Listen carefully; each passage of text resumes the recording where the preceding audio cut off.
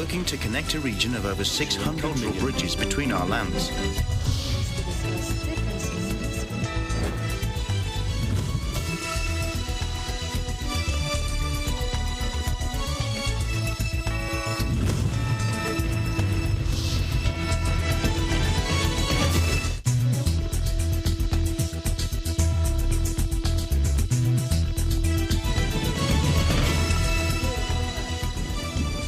Hello, I'm Alma Angeles and you're watching ASEAN in Focus. We're coming to you live from Manila in Thailand. Hello, Faye. Hello, Alma. I am Faye Barte, bringing you the news from the dynamic ASEAN region. On today's headlines.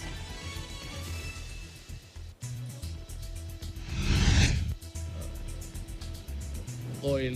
President Duterte is warning his successor to bear the brunt of increasing oil prices brought by the ongoing Russia-Ukraine conflict. Europe. And the first ever overseas Philippine Workers Hospital or OFW Hospital in San Fernando, Pampanga is set to start its operations today.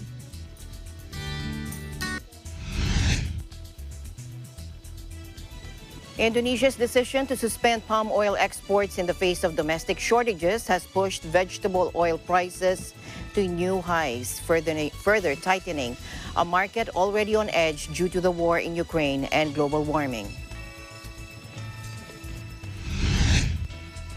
And 8 people died, including 6 children, when a fire ripped through a poor community in the Philippines capital of Manila on Monday and destroyed 80 houses.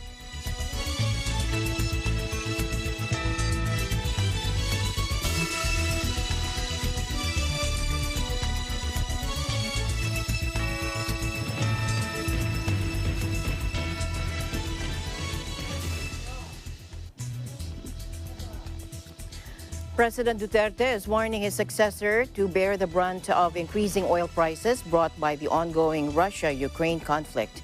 In his speech in Clark, Pampanga, he also appealed to transport groups holding protests over fuel price hikes to thoroughly understand the factors driving up oil prices. Let's listen in. Oil. Tataas ng tataas yan. I think that the war in Europe will be one of attrition.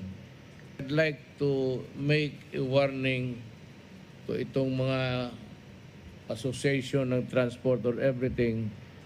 That is not the end. Every time that you complain and go into a demonstration, just make sure that you realize and understand the importance of oil and how it would affect all nations.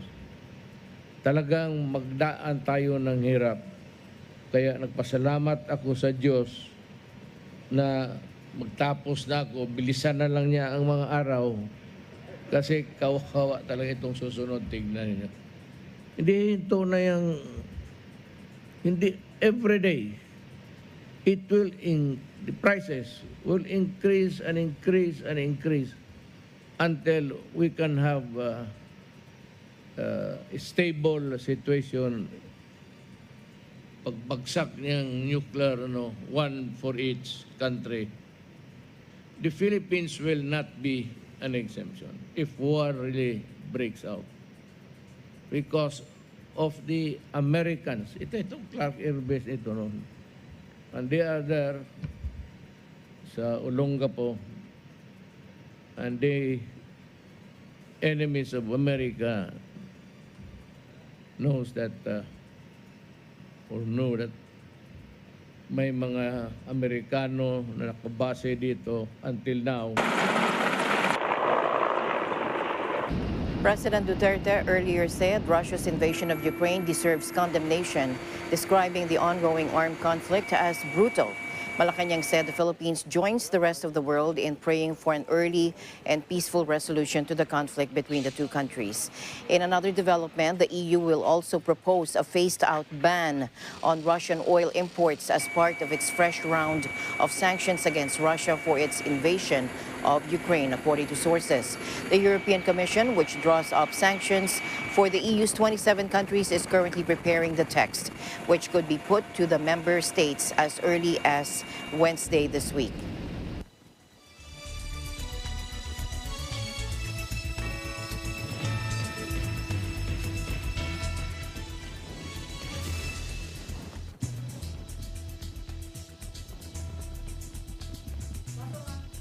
And cars are queuing at a petrol station in Kiev as fears grow over shortages of fuel due to the war.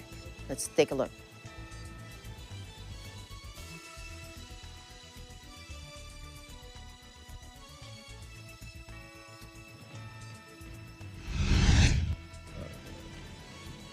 Oil.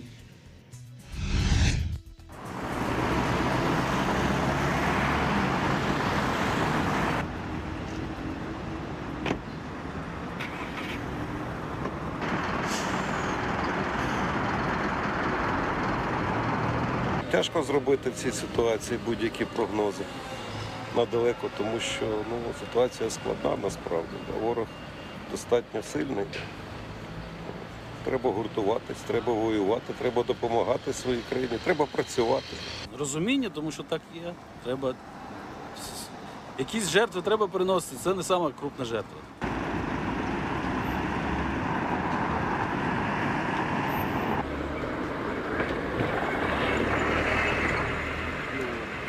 Черги і зростання цін на заправках є в багатьох областях нашої держави.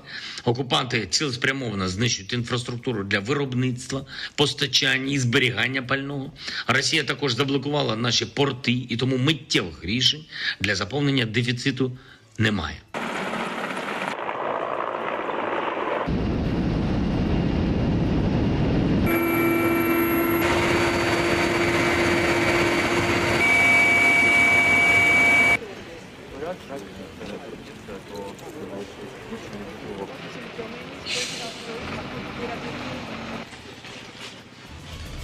And Russia's foreign minister is urging the U.S. and NATO to stop supplying Kiev with arms if they are really interested in resolving the Ukraine crisis.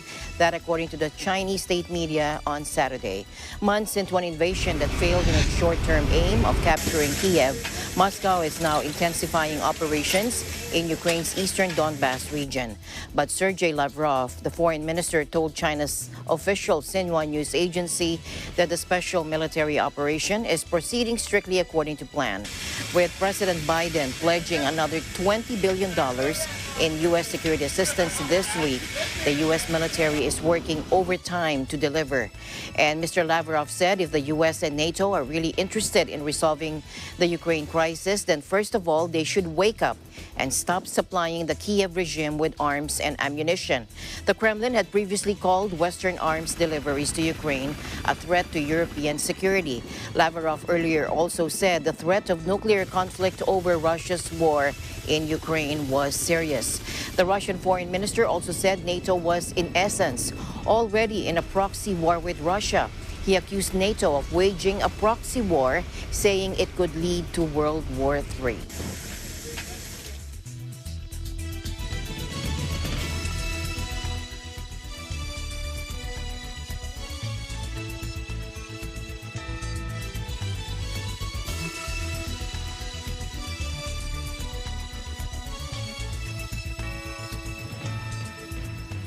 And on the other news, in Russia's warning, anyone transporting arms to Ukraine is a target.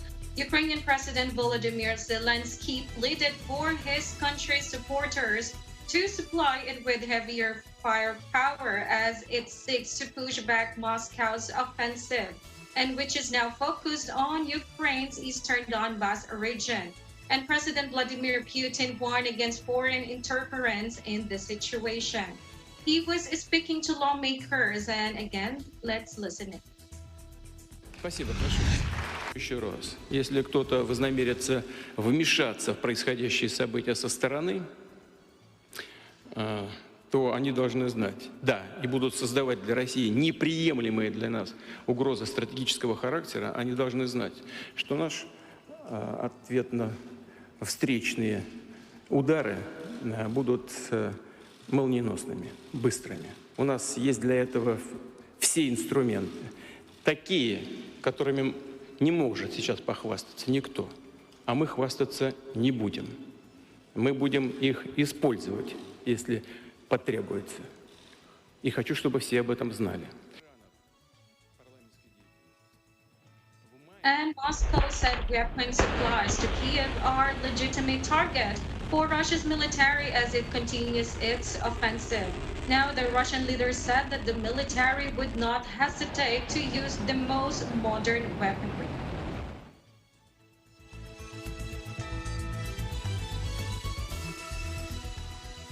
And to other news, roughly 100 civilians have been evacuated from a besieged steel plant in the eastern Ukrainian city of Mariupol. This is according to the President Volodymyr Zelensky, and it was said on Sunday. The UN said earlier that the safe passage operation was going on at the Avostal plant, and the last holdout in the port city that has endured a Russian blockade since the conflict began on February 24, while the International Committee of the Red Cross said it was currently participating in the operation. And Russia's defense ministry gave a lower figure of 80 civilians, adding those who wish to leave for areas controlled by the Kiev regime were handed over to UN and ICRC, or the Red Cross representatives. One Russian news report put the number of civilians still in the plant at more than 500.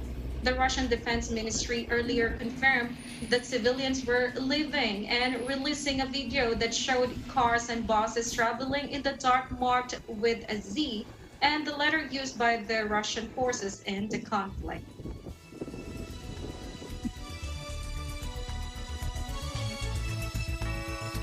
And in Indonesia, they faced down U.S. opposition and invited Russian President Vladimir Putin to the G20 summit in November, as well as Ukrainian President Volodymyr Zelensky. Its leader said this on Friday. And President Biden's administration made clear its view on Putin's invitation on Friday. Let's take a look.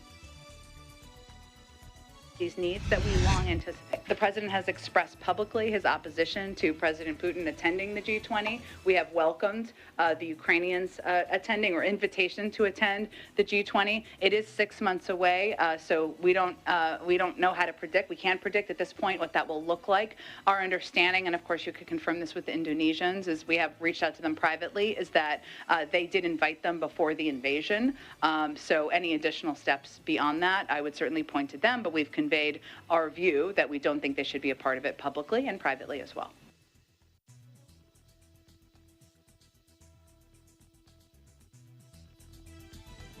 And in Jakarta, which holds the G20 presidency this year, has been under heavy pressure from the West, led by the United States, to exclude Russia following its invasion of Ukraine.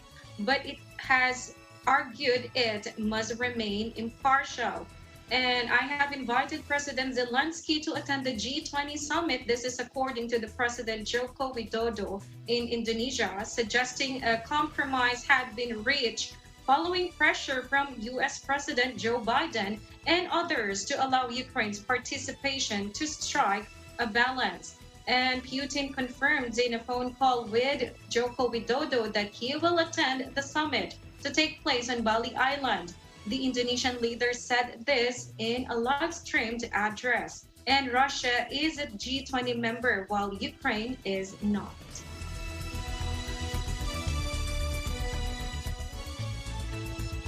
And staying in Indonesia, it made a decision to suspend palm oil exports in the face of domestic shortages that has pushed vegetable oil prices to new highs, further tightening a market already on edge due to the war in Ukraine and even the global warming.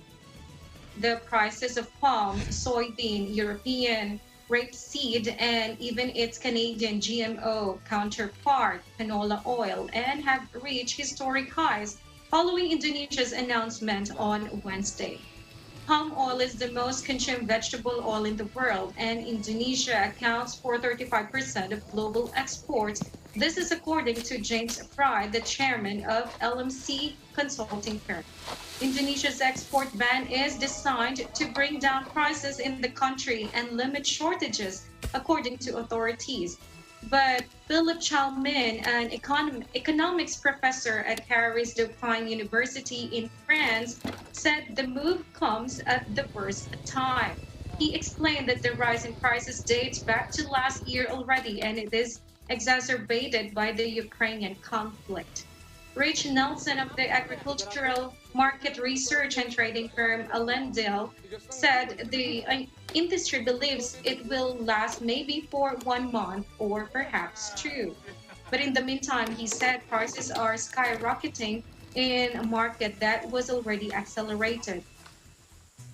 Palm oil, which is used heavily in processed foods such as instant noodles and baked goods, is also present in other consumer products such as personal care items and even cosmetics. Economic and social progress in least developed countries, or LDCs, have been slowed by the impact of the COVID pandemic, climate change, and the continuing energy and food crisis. According to a report by the International Labour Organization, or ILO, most LDCs responded rapidly to the pandemic by implementing a wide range of support packages despite widening financial gaps and limited fiscal space. Again, let's listen in. The fact that the pandemic has caused a lot of setbacks in LDCs, particularly in the fight against poverty, competitiveness, access to public health, as well as quality of education. Urgency is key. We don't have the luxury of time, and we must act, and the time is now.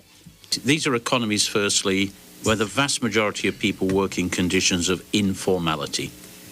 89% is the aggregate figure of people working in LDCs work informally. The global figure is 61%. Any policy interventions have to take cognizance of this reality of all-pervasive informality.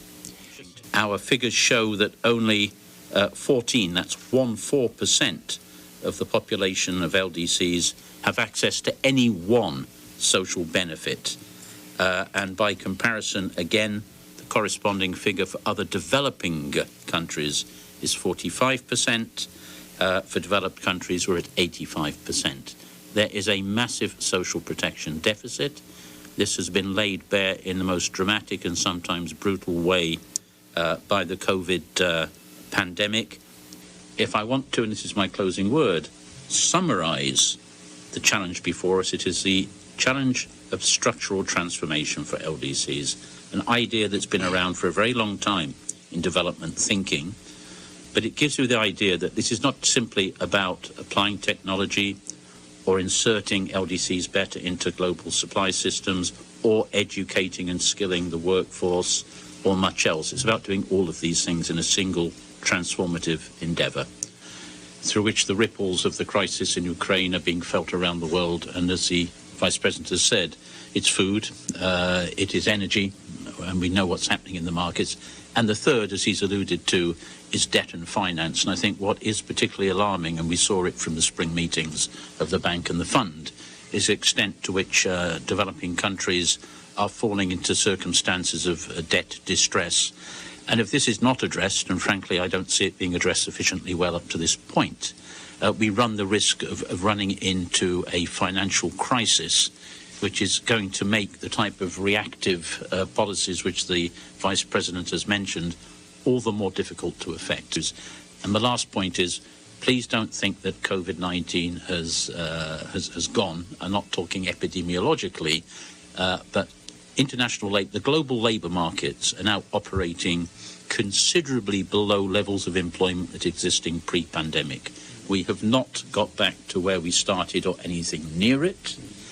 And the differential here, of course, is that whilst the developed countries, at least until Ukraine hit us, have bounced back rather strongly, the developing and emerging economies have not. And this is the great divergence which the Secretary General has referred to and makes issues of inequity and inequality particularly acute at this dangerous time.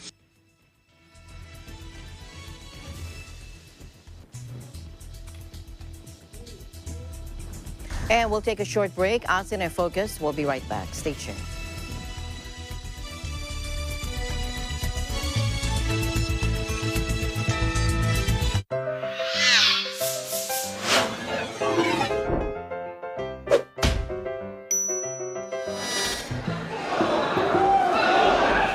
Tapula ka! Saputi ako! Larga! Pula, sa puti. Anong kaguluhan to? Masama ang sugal. At eleksyon ngayon, kaya bawal yan. Ayon sa Omnibus Election Code, ang pag-organisa ng mga perya, sabong, boxing o kahit anong kaganapan na may sugal ay isang election offense. Pwede yan! Nagre-relax lang naman kami. Bukod sa masama ang sugal, importante din sa alala ng ating buong atensyon. Dapat hindi tayo nadidistract ng mga panalo ko!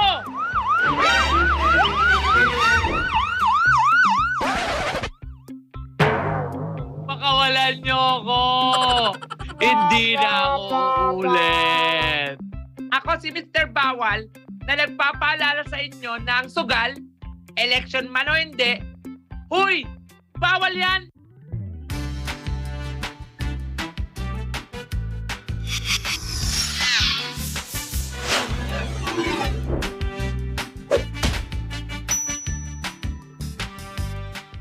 A public service message of Net25 for Mata ng Halalan 2022. Matatag, matapang, matapat. Alam namin ang iyong pagsisikap. Dama namin ang iyong mga sakripisyo. Kita namin ang pagharap mo sa bawat pagsubok. Kaya sa kabila ng mga hamon ng buhay, nandito kami para umalalay. Kasi katulad mo, gusto rin namin ang magandang bukas para sa kanya. Hatid namin ang dekalidad na edukasyon at makabag.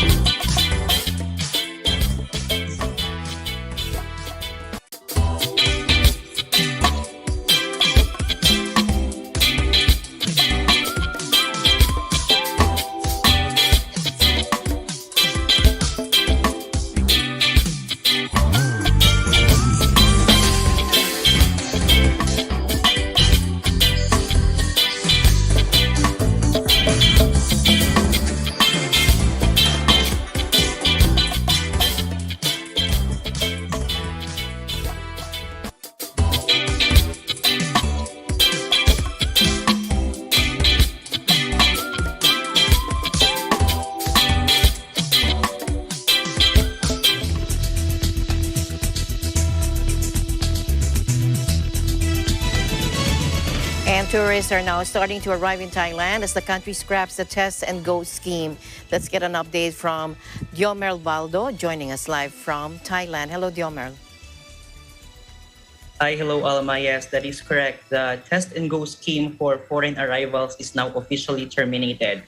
Vaccinated travelers are only advised to do self-antigen, a convenient way and faster method of testing instead of a much complicated RT-PCR, which usually takes a day before the release of results. This move is primarily due to further stimulate the tourism and the economy of the kingdom. However, the Thailand Pass registration system is still a requirement. To clarify, vaccinated travelers are required to present their vaccination proofs and insurance policies for Thailand Pass application. The minimum travel insurance coverage has also been reduced from $20,000 to $10,000 US. Unvaccinated travelers or high-risk visitors, on the other hand, would be welcomed if they presented proof of a negative RT-PCR test no more than 72 hours before their trip. They would be quarantined for 5 days with another RT-PCR test on day 4 or 5. Suvarnabhumi Airport has prepared a designated channel to take them to quarantine hotels. There were only 11 such cases last Sunday. Tourists have expressed their positive feedback after the government's decision, citing facts that removing the RT-PCR test for hotel reservations and preparing fewer documents for their travel is a plus for them to save money. However, some tourists think that it would be greater if there was no longer a requirement for health insurance as it adds up to their travel cost. This relaxation measure is due to statistics showing a very low infection rate among foreign arrivals of only 0.46% last April. The Transport Ministry expects the number of tourists to increase by 2024 to about 100,000 passengers arrivals per day at Suvarnabhumi Airport, or that is a total of 36.5 million passengers a year. Suvarnabhumi Airport expected 96 arrival flights with more than 16,000 passengers on Sunday last May 1. Moving on to the kingdom's COVID-19 statistics update, the country registered 84 more COVID-19 fatalities and 9,331 new cases during the previous 24 hours. This is according to the Public Health Ministry of the Kingdom. Back to you, Alma. Thank you very much, Jomel, for that update, and looking good. Good news indeed. Slowly getting back to, hopefully, back to normal. Thank you very much, Jomel, for your update. Stay exactly safe. The same thoughts. Back to you.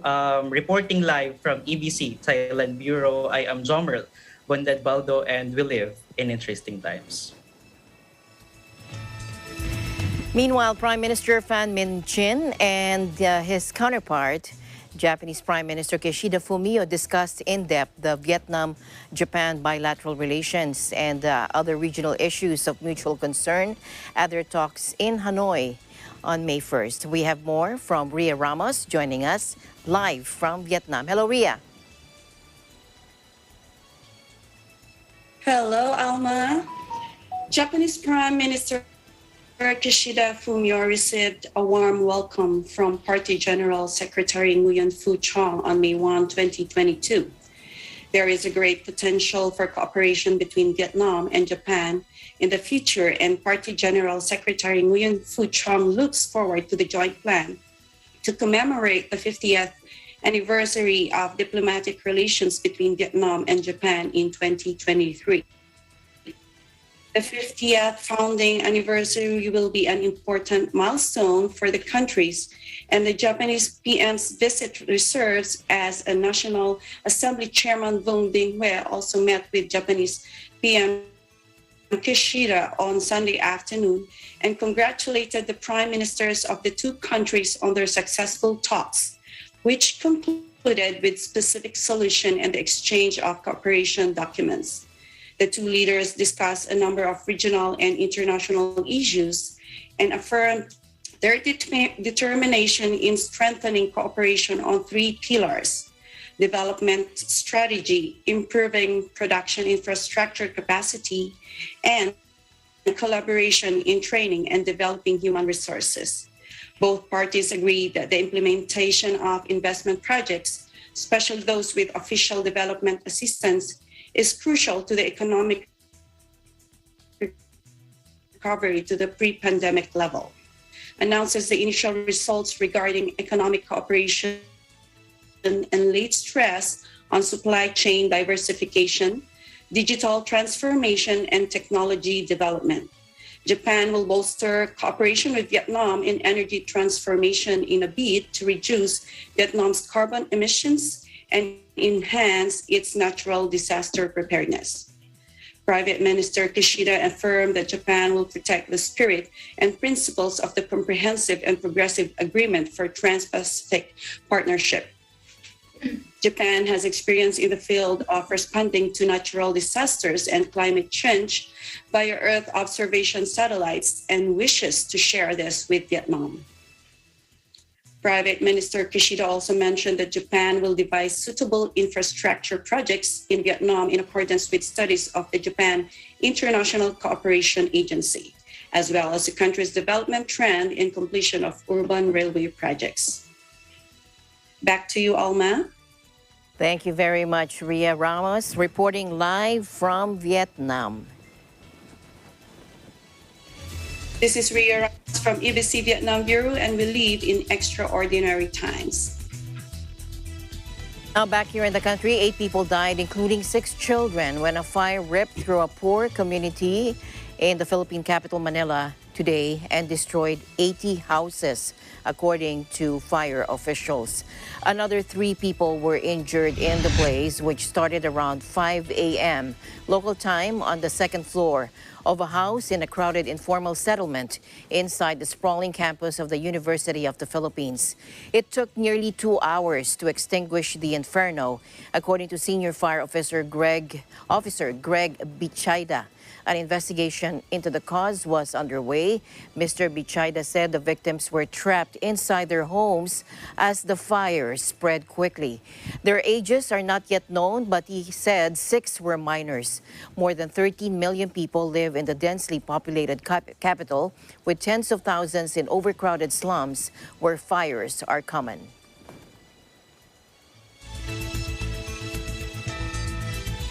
In other news, a Japanese energy conglomerate, ENEOS Holdings, said Monday, and it will withdraw from a gas project in Kuhit, Myanmar. This is days after its Thai and Malaysian partners announced they would put out. ENEOS is the latest energy giant to retreat from the Southeast Asian country, whose military has waged a widespread crackdown on dissent since it ousted and detained civilian leader Aung San Suu Kyi last year. And the company is involved in the Yetagon project of southern Myanmar, along with the Japanese government and Mitsubishi Corporation. Together, they hold a 19.3% stake in the gas field, which has been operational for 2 decades. ENEOS said it had decided to withdraw after discussions, taking into consideration the country's current situation, holding these social issues and project economics based on the technical evaluation of Yetagon gas fields. And Tokyo is a major provider of economic assistance to Myanmar, and the government has long-standing relations with the country's military. And after the coup, Japan announced it would halt all new aid, though it stopped short of imposing individual sanctions on military and police commanders.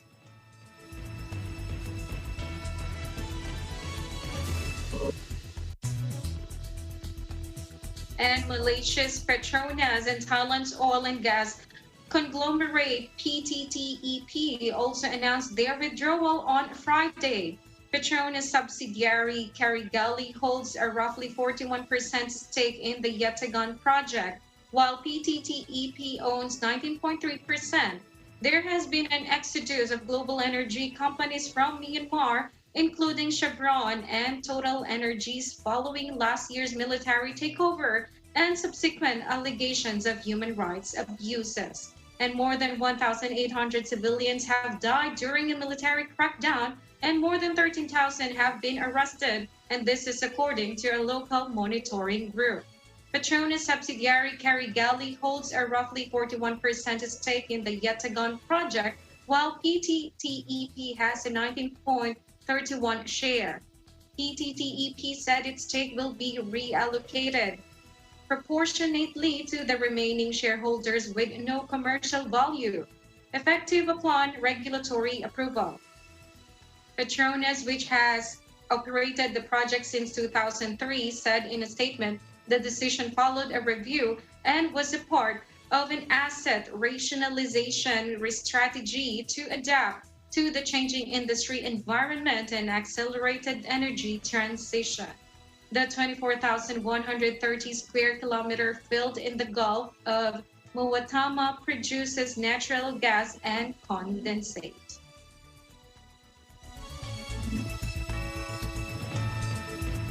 And in the Philippines Department of Health on Saturday reiterated that COVID-19 or the coronavirus disease 2019 patients are not allowed to go outside while still in isolation, and this would apply even on election day. Here's Undersecretary Mirna Kabutahe. Let's take a look.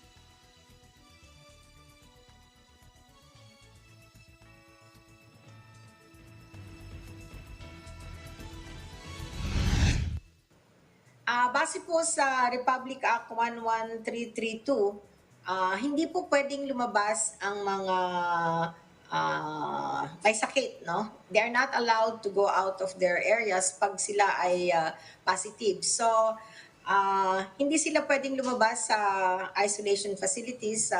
I have not heard the COMELEC providing arrangements para makaboto yung ating nasa isolation facilities. Ang stand ng COMELEC, they may not be able to vote, pero yung mga hindi vaccinated at kailangan ng RT-PCR, they will be voting in an isolated voting place doon sa area ng ating mga election precincts.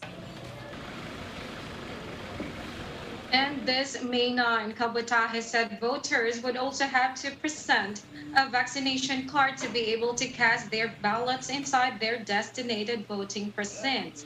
The unvaccinated and those who would exhibit COVID-19 symptoms after screening would still be able to vote, but in a separate or isolated voting area near the precinct. And the daily COVID-19 cases averages at 200, but Kabutahe reminded that the public to remain vigilant to prevent a sudden surge in infection, especially after the country recorded its first Omicron subvariant BA.2.12 case.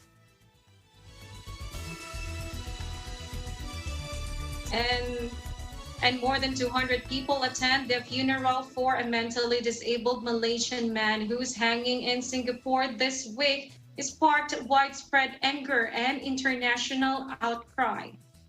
Nagitran K. Dermalingan, convicted of trafficking a small amount of heroin into the city-state, was executed Wednesday after more than a decade on death row.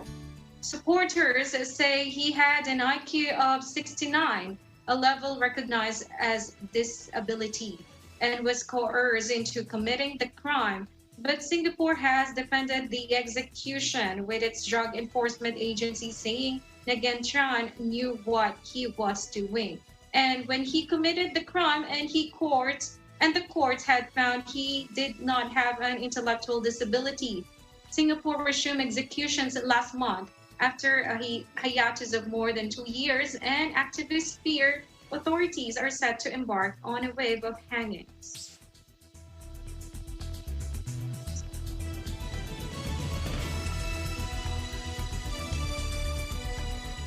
And around 9,000 voters participated in the local absentee voting or the LAV voting, according to preliminary data of the Commission on Elections. This is only 11% of the 84,221 local absentee voters who are registered with the poll body. Most of the voters who participated in the LAV are from the Philippine National Police, or the PNP, with 3,929, followed by members of the Philippine Air Force, or PAF, with 1,731, Philippine Army with 926, Media with 806, and the COMELEC with 586. And now those with LAV voters are the Department of Education, that are 522, Bureau of Jail Management and Penology 510, and 73 from Philippine Coast Guard, 15 from Bureau of Fire Protection.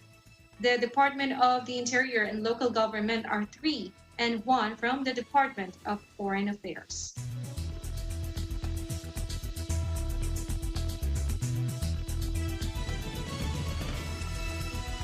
And the first ever overseas Filipino workers, or the OFW hospital in San Fernando, Pampanga, is set to start on its operation today. The Department of Labor and Employment, or DOLE, disclosed the facility will initially have a soft opening as a polyclinic. It noted the facility is expected to become fully operational as a hospital by the end of June, and 100-bed medical facility is built on a 1.5-hectare land parcel donated by the provincial government of Pampanga. And the new hospital is expected to primarily cater to OFWs and their dependents. President Duterte led the inauguration of the facility on Sunday as part of the Labor Day celebration of Dole in Pampanga. President Duterte vowed to remain resolute in maximizing the government's capacities and utilizing assets to save lives as the country continues to respond to various healthcare challenges.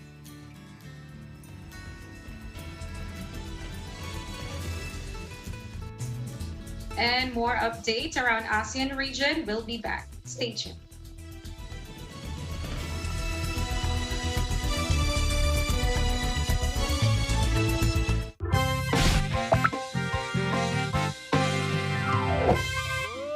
Nakalimutan mo na naman yung payong? Saan mo naiwan? Hindi ko nga maalala eh. Kung naalala ko yun, hindi ko makalilimutan yung payong. Lahat na lang nakakalimutan mo. Paano ka boboto ng mga kandidato kung makakalimutan mo ang lahat? Pwede pong magdala ng kodigo sa araw ng halalan. Sa bahay pa lang, isulat nyo na po kung sino-sino ang karapat-dapat na kandidato. Isa pa, kung may dala kayong kodigo, mas mapapadali ang inyong pagboto at maaga kayong makakauwi. Mag-asawa po ba kayo? Tingnan mo, pati ako nakalimutan mo. Mag-asawa tayo. Eh, yan pala yung payong mo. Hep, hep! Bago po kayo magdiskusyon, mabuti pa eh, bumili na lang po kayo ng balot sa akin. Malay niyo po, pati po first kiss. Maalala niyo po, kakain ng balot. Halika nga, kumain na tayo ng balot. Para sa karagdagang kaalaman, makipag-ugnayan lang sa pinakamalapit na barangay o bisitahin ang COMELEC website. A public service message of Net25 for Mata ng Halalan 2022. Matatag, matapang, matapat.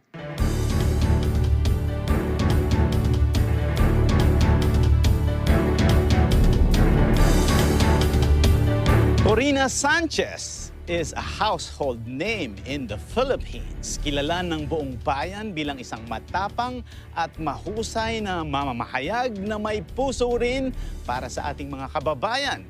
It's amazing how at this stage of her life being a wife and mother, Corina continues to achieve her goals as a professional, as a journalist, and as a businesswoman. She wears many hats, or perhaps many slippers, and she takes on different endeavors in her long-standing career. Ating alamin kung ano ang mga pinagkakaabalahan ngayon ni Corina, isa sa 2022 People of the Year ng People Asia, at kung ano ang maibabahagi niyang tips sa mga working mothers na katulad niya. A platform will remain as long as it is relevant. So how do you stay relevant? Well, you have to be the first. Unahan yan. Suddenly, pow, there's no ABS-CBN. What do? You come out guesting in Net25. You have to co-brand with somebody like Caesar. Mayor Victor Trapo! Pinagpala Dynasty tapusin! Nagugustuhan ko na rin yung plataforma ni Erwin. Well, lalo naman ako. Kailangan talaga natin ng pagbabago. Pagbabago mula sa mga leader. At yung solusyon dyan, ma'am, nasa kamay mo na mismo. Sa kamay ng lahat ng botante. Oh no!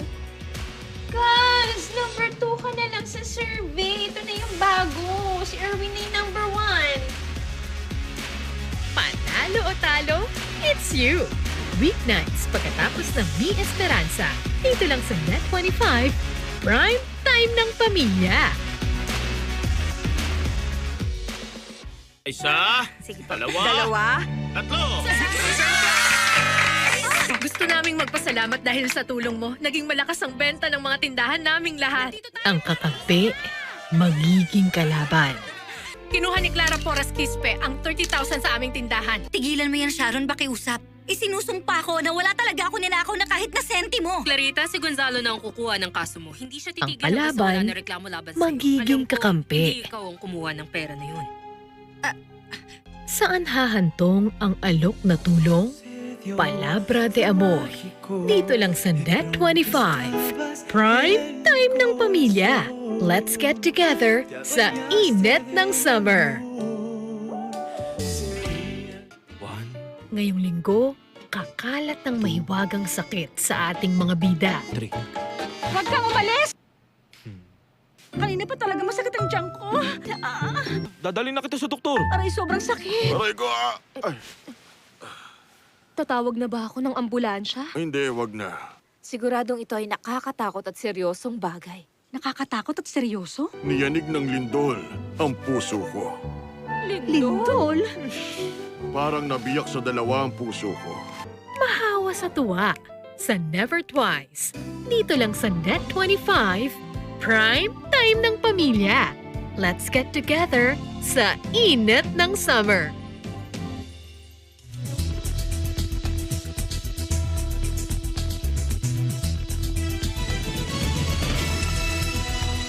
Welcome back. Researchers are warning that climate change will drive animals towards cooler areas where their first encounters with other species will vastly increase the risk of new viruses infecting humans, raising the threat of another pandemic. The study forecasted that as rising temperatures force those mammals to abandon their native habitats, they will meet other species for the first time, creating at least 15,000 new instances of viruses jumping between animals by 2070. Now, this process has likely already begun, will continue, even if the world acts quickly to reduce carbon emissions and poses a major threat to both animals and humans, according to researchers. It said we have demonstrated a novel and potentially devastating mechanism for disease emergence that could threaten the health of animal populations in the future, which will most likely have ramifications for our health too, according to study co-author Gregory Albery, a disease ecologist at Georgetown University.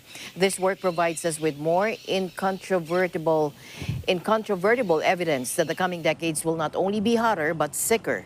The study found that new contacts between different mammals would effectively double, with first encounters occurring everywhere in the world, but particularly concentrated in tropical Africa and Southeast Asia. Likely hotspots include the Sahel, the Ethiopian highlands, and the Rift Valley, India, eastern China, Indonesia, the Philippines, and some European population centers.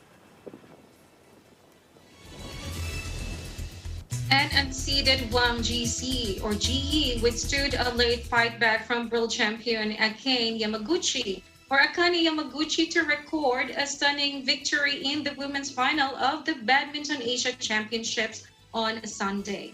China's Wang, ranked 16 in the world, needed treatment on a back injury but hang on to beat the Japanese top seed and defending champion Yamaguchi by 15-21, 21-13, 21-19 in 78 minutes of pulsating action that had the raucous crowd rocking. Malaysia's Lee Zijia took the men's title with a 21-17 and 23-21 and win over Indonesia's Jonathan Christie, then tore off his sweaty top and hurled it into the Manila crowd in celebration. Christie fought back in the second game but failed to nail 2 game points.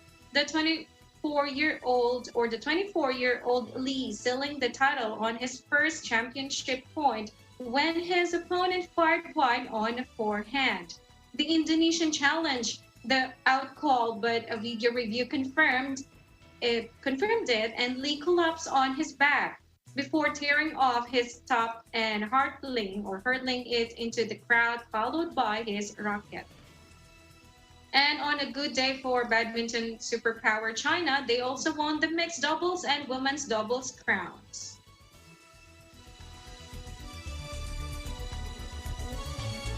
Finally, in our news, don't look down because Vietnam just launched a new attraction for tourists with a head for heights, with the opening of a glass-bottomed bridge suspended 490 feet above a lush jungle. Take a look.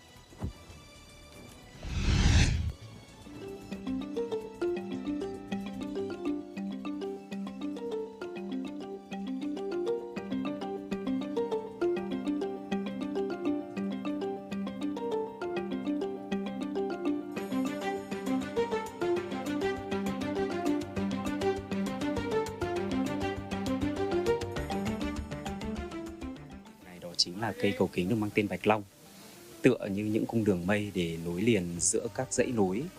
Và khi mà đứng tại cầu kính Bạch Long này thì mỗi du khách sẽ được ngắm nhìn toàn cảnh sự hùng vĩ của thiên nhiên.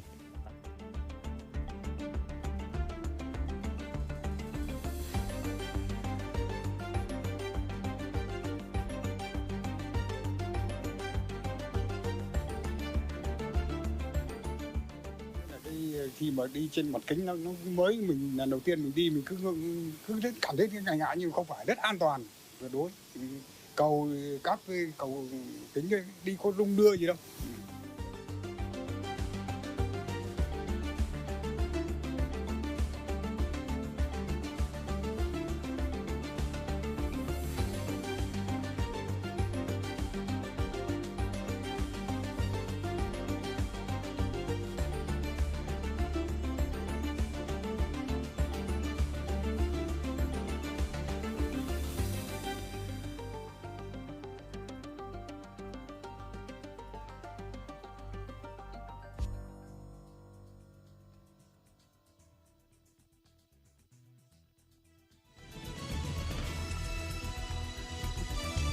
That looks so scary.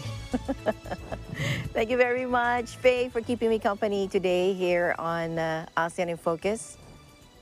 Thank you, Alma. Thank you also, Alma, for this opportunity. And thank you also for the viewers who watch us. And that's the latest news in the ASEAN region. Thank you for joining us today. Once again, this is Faye Barte from your EBC Talent Bureau, and we live in extraordinary times. Thank you for joining us. I'm Alma Angeles. We'll see you back tomorrow.